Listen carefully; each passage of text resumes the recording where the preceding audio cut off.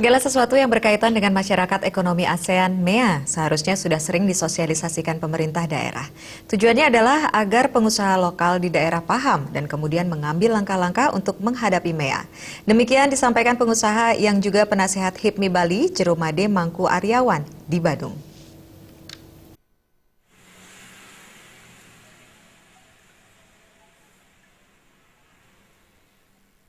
Menurut Jeromangku Made Aryawan, pemerintah semestinya memberikan sosialisasi mengenai hal-hal yang semestinya dilakukan untuk menghadapi MEA.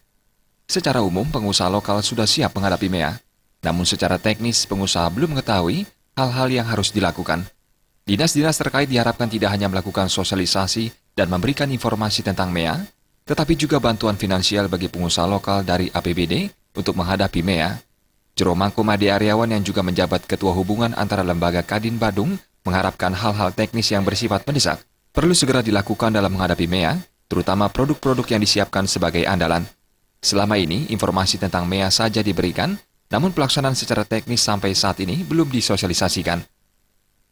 Kita sudah memasuki MEA dari awal tahun ini kan, tetapi sampai 7 bulan berjalan, kami tidak melihat adanya perubahan ritme kerjaan yang kami lihat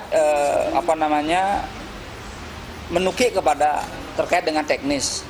Jika MEA ini telah berjalan nanti, Jeromangku Made Aryawan berharap pelindungan terhadap pengusaha lokal tetap diberikan oleh pemerintah.